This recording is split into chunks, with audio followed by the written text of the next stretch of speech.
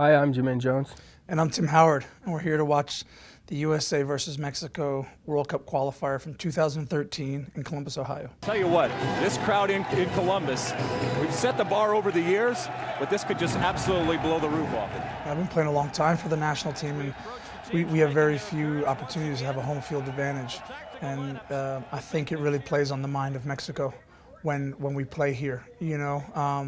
There isn't altitude, there isn't any of that, but psychologically we seem to always win this game.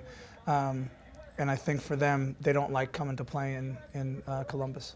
It's always a special game, especially when you play against Mexico, and you know back in your head that if you win or get another result, that you can be already in for World Cup.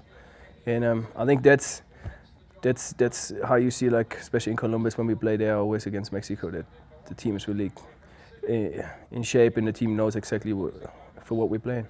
The banners from the fans, specially arranged and meticulously planned for what might be a very historic and pulsating night. Yeah, they hadn't really played terribly well, and they were kind of shaky, and so I think we knew that going into the game.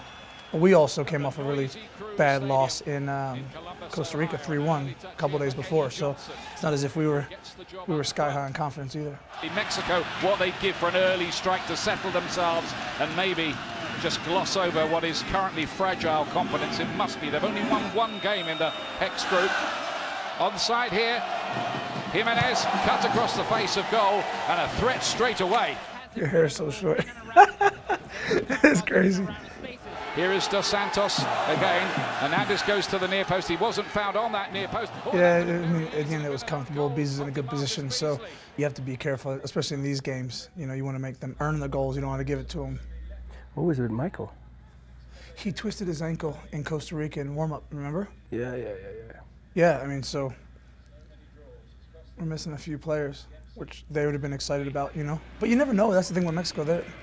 They're just traditionally, they change their coach all the time. They change players. They have so many good players, and then one coach prefers one player over another, and they leave him out. But you never know. They're just so talented that on a given day, if they put it all together, they're very dangerous. So even though they weren't playing particularly well, and they're changing coaches and all that other nonsense, you still have to be careful with Mexico. Donovan to play it in. It's towards Goodson. It was laid down, and then I think that moment I saw that Omar, two of our biggest guys, go up to the ball, so try to find a space a little bit in the back, and ball drops down, but don't hit it perfect.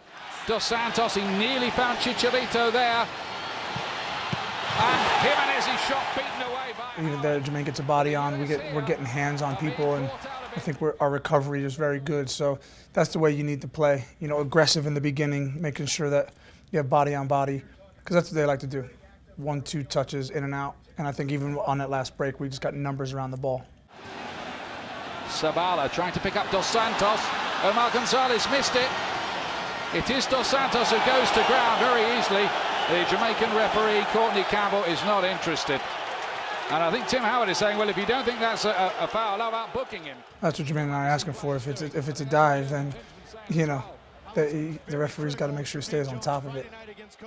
I think the fans feel the passion for the Columbus game the same way the players do. They know it's our spiritual home, and they come out in numbers, and it's great to have that big wall of fans and all the banners. It makes us feel like that's our home. We know that Mexico doesn't like it, and it's helpful. And that will be half-time. In that moment we went in, and we know that it's always tougher to play against Mexico, so we got a couple of good chances from set pieces. So I think we went in and said, okay, we have to still keep being sharp and careful. Yeah, I think that's right. This is a game we probably thought in the first half, we probably had better chances, but at the end of the day, it's Mexico, and they, Jermaine said, right, you got to be careful because it's still 0-0, and they can create some magic and they can create some good moments, so you have to be careful with them. Salcido to do the defending. It wasn't the header he meant, though, not by any stretch, and Bedoya has latched onto this. Eddie Johnson's waiting in the middle and couldn't quite get there. It was a good ball, that, by Bedoya, and there still might be something, because here's Landon Donovan curling, but always going wide. Deflection, though. Corner. Here is that set piece. And this time, Eddie Johnson gets there and scores for the USA, who move one giant step nearer Brazil. I think you look at Jermaine, he's been affecting the goalkeeper's position. So the goalkeeper comes for a ball he shouldn't come for it, but it's, you know, Jermaine ends up making the goalkeeper have to go on the outside of him, and really it's not his ball. Look, I mean, look where Eddie heads it compared to where the goalkeeper is. You know, so I think it was good work by Jermaine, but they had a warning in the first half. I mean, Eddie Johnson was wide open and had a brilliant header that was saved, and this was the same movement. We know normally the Mexican goalkeepers they try to read the game a little bit more and try to come out quick, and so that's why I stayed the whole time in front of the goalkeeper. And you see it like in the first half already. We have like a lot of set pieces where it like was almost close to score, and there like I think it was on time that one of the set pieces go in. I didn't realize we scored so early. I mean, we scored in the 48th, 49th minute. So there's a long time. You can't just sit back against these guys. We still have to keep pressing, which I think we did. And I would say, like, especially against Mexico, if you only try to sit back, then you give them the chance to do that what they want and what they like to play.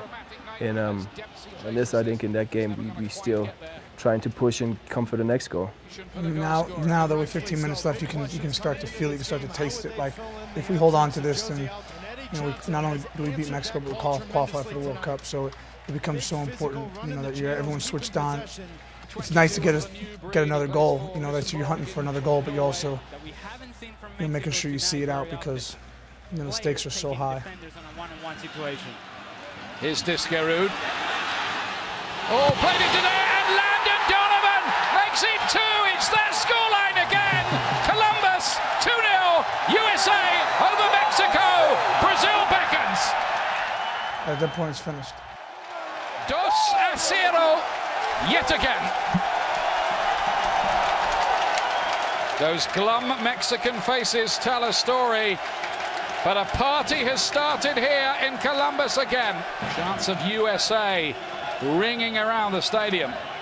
Oh, and now is he going to give a penalty for that? Yes, he is. Dempsey was brought down, and they can rub it in here. He loves to step up and hit this to the goalkeeper's right. It's Dempsey. Oh, and he's put it wide. It's almost comical in a way that we missed because it's like 2-0 against Mexico, and Columbus is almost better than 3-0.